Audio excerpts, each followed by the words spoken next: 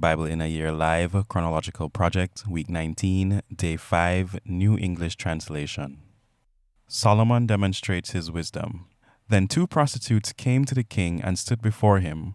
One of the women said, "My master, this woman and I live in the same house. I had a baby while she was with me in the house. Then 3 days after I had my baby, this woman also had a baby. We were alone, there was no one else in the house except the two of us. This woman's child suffocated during the night when she rolled on top of him.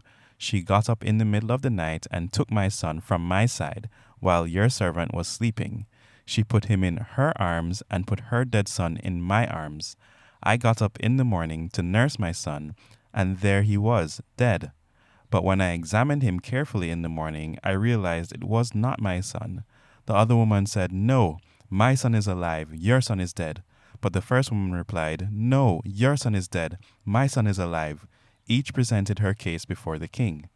The king said, "One says my son is alive, your son is dead, while the other says, no, your son is dead, my son is alive." The king ordered, "Get me a sword." So they placed a sword before the king.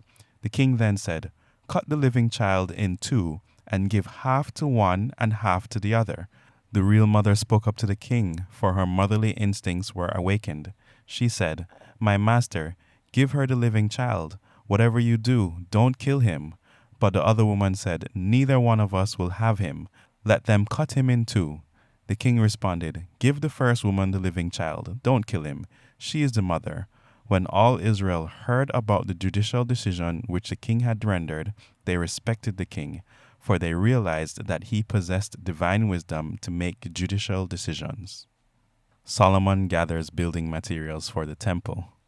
King Hiram of Tyre sent messengers to Solomon when he heard that he had been anointed king in his father's place. Hiram had always been an ally of David.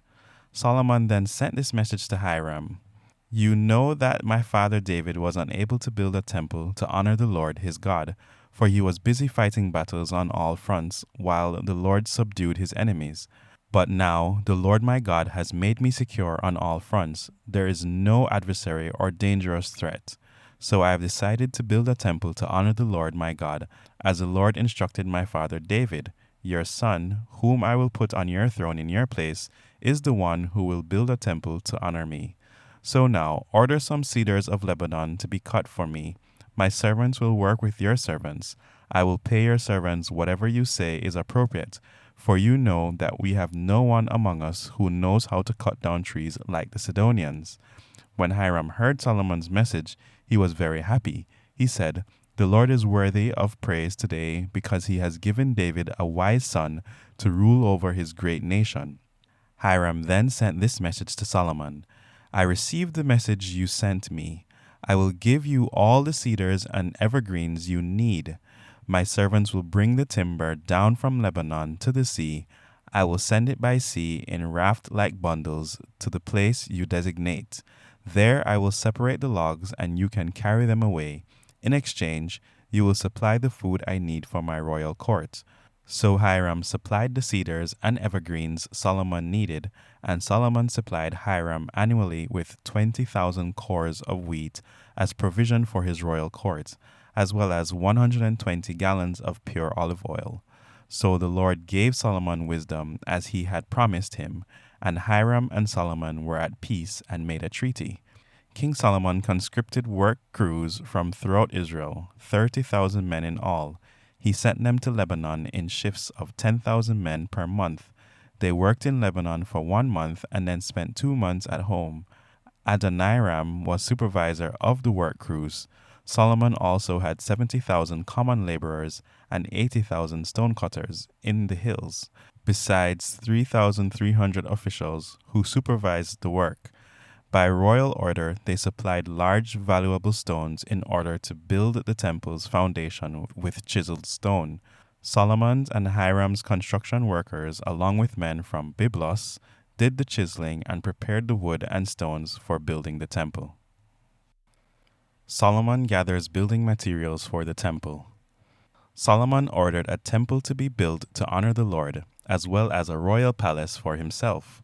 Solomon had 70,000 common laborers and 80,000 stonecutters in the hills, in addition to 3,600 supervisors.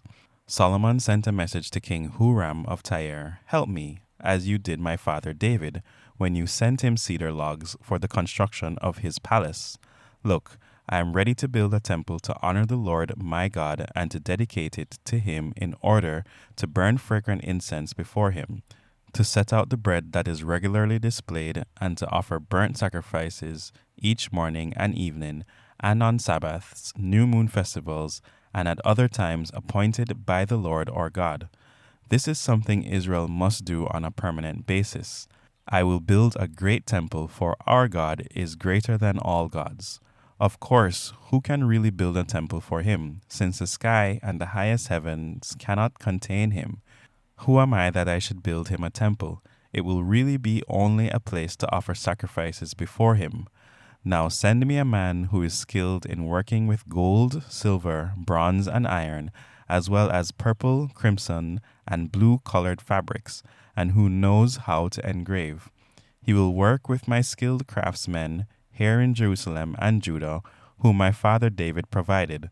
Send me cedars, evergreens, and algum trees from Lebanon, for I know your servants are adept at cutting down trees in Lebanon. My servants will work with your servants to supply me with large quantities of timber, for I am building a great, magnificent temple. Look, I will pay your servants who cut the timber 20,000 cores of ground wheat, 20,000 cores of barley, 120,000 gallons of wine, and 120 gallons of olive oil." King Huram of Tyre sent this letter to Solomon. "Because the Lord loves his people, he has made you their king." Huram also said, "Worthy of praise is the Lord God of Israel, who made the sky and the earth. He has given King David a wise son who has discernment and insight, and will build a temple for the Lord, as well as a royal palace for himself. Now I am sending you Huram-Abi, a skilled and capable man, whose mother is a Danite and whose father is a Tyrian. He knows how to work with gold, silver, bronze, iron, stones, and wood, as well as purple, blue, white, and crimson fabrics. He knows how to do all kinds of engraving and understands any design given to him. He will work with your skilled craftsmen and the skilled craftsmen of my lord David your father. Now let my lord send to his servants the wheat, barley, olive oil, and wine he has promised. We will get all the timber you need from Lebanon and bring it in raft-like bundles by sea to Joppa. You can then haul it on up to Jerusalem." Solomon took a census of all the male resident foreigners in the land of Israel after the census his father David had taken. There were 153,600 in all. He designated 70,000 as common laborers and 80,000 as stonecutters in the hills and 3,600 as supervisors to make sure the people completed the work. The building of the temple. In the 480th year after the Israelites left Egypt, in the 4th year of Solomon's reign over Israel during the month Ziv, the 2nd month, he began building the Lord's temple. The temple King Solomon built for the Lord was 90 feet long, 30 feet wide, and 45 feet high. The porch in front of the main hall of the temple was 30 feet long, corresponding to the width of the temple. It was 15 feet wide, extending out from the front of the temple. He made framed windows for the temple. He built an extension all around the walls of the temple's main hall and holy place and constructed side rooms in it.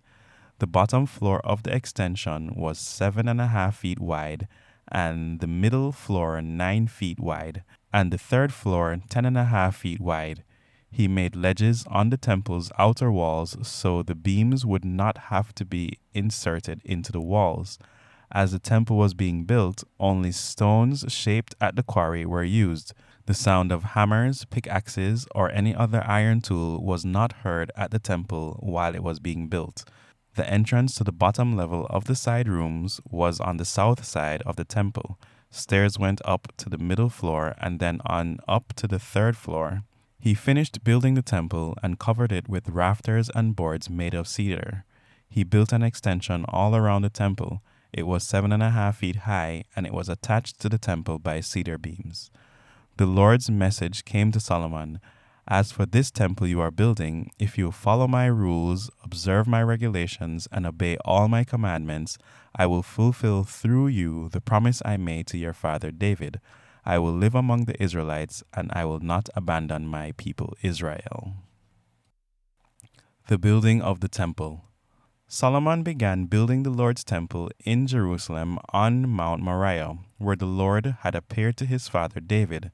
This was the place that David prepared at the threshing floor of Ornan the Jebusite. He began building on the 2nd day of the 2nd month of the 4th year of his reign. Solomon laid the foundation for God's temple. Its length, determined according to the old standard of measurement, was 90 feet, and its width 30 feet. The porch in front of the main hall was 30 feet long, corresponding to the width of the temple, and its height was 30 feet. He plated the inside with pure gold. He paneled the main hall with boards made from evergreen trees and plated it with fine gold, decorated it with palm trees and chains. He decorated the temple with precious stones. The gold he used came from Parvaim. He overlaid the temple's rafters, thresholds, walls, and doors with gold. He carved the decorative cherubim on the walls.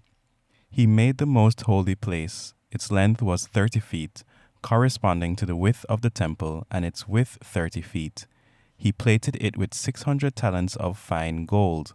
The gold nails weighed 50 shekels. He also plated the upper areas with gold. In the most holy place, he made 2 images of cherubim and plated them with gold. The combined wingspan of the cherubim was 30 feet. One of the first cherub's wings was 7.5 long and touched one wall of the temple. Its other wing was also 7.5 long and touched one of the second cherub's wings. Likewise, one of the second cherub's wings was 7.5 long and touched the other wall of the temple. Its other wing was also 7.5 long and touched one of the first cherub's wings. The combined wingspan of these cherubim was 30 feet. They stood upright, facing inward. He made the curtain out of blue, purple, crimson, and white fabrics and embroidered on it decorative cherubim. So Solomon finished building the temple. He constructed the walls inside the temple with cedar planks. He paneled the inside with wood from the floor of the temple to the rafters of the ceiling. He covered the temple floor with boards made from the wood of evergreens. He built a wall 30 feet in from the rear of the temple as a partition for an inner sanctuary that would be the most holy place. He paneled the wall with cedar planks from the floor to the rafters. The main hall in front of the inner sanctuary was 60 feet long. The inside of the temple was all cedar and was adorned with carvings of round ornaments and of flowers in bloom. Everything was cedar, no stones were visible. He prepared the inner sanctuary inside the temple so that the Ark of the Covenant of the Lord could be placed there. The inner sanctuary was 30 feet long and 30 feet wide and 30 feet high. He plated it with gold as well as the cedar altar. Solomon plated the inside of the temple with gold. He hung golden chains in front of the inner sanctuary and plated the inner sanctuary with gold. He plated the entire inside of the temple with gold, as well as the altar inside the inner sanctuary. In the inner sanctuary, he made 2 cherubs of olive wood. Each stood 15 feet high. Each of the first cherub's wings was 7.5 feet long. Its entire wingspan was 15 feet. The second cherub also had a wingspan of 15 feet. It was identical to the first in measurements and shape. Each cherub stood 15 feet high. He put the cherubs in the inner sanctuary of the temple. Their wings were spread out. One of the first cherub's wings touched one wall, and one of the other cherub's wings touched the opposite wall. The first cherub's other wing touched the second cherub's other wing in the middle of the room. He plated the cherubs with gold. On all the walls around the temple, inside and out, he carved the cherubs, palm trees, and flowers in bloom. He plated the floor of the temple with gold inside and out. He made doors of olive wood at the entrance to the inner sanctuary. The pillar on each doorpost was 5-sided. On the two doors made of olive wood he carved cherubs, palm trees, and flowers in bloom, and he plated them with gold. He plated the cherubs and the palm trees with hammered gold. In the same way, he made doorposts of olive wood for the entrance to the main hall, only with four-sided pillars. He also made two doors out of wood from evergreens. Each door had two folding leaves. He carved the cherubs, palm trees, and flowers in bloom and plated them with gold leveled out over the carvings. He built the inner courtyard with 3 rows of chiseled stones and a row of cedar beams. In the month of Ziv of the 4th year of Solomon's reign, the foundation was laid for the Lord's temple. In the 11th year, in the month Bul, the 8th month, the temple was completed in accordance with all its specifications and blueprints. It took 7 years to build.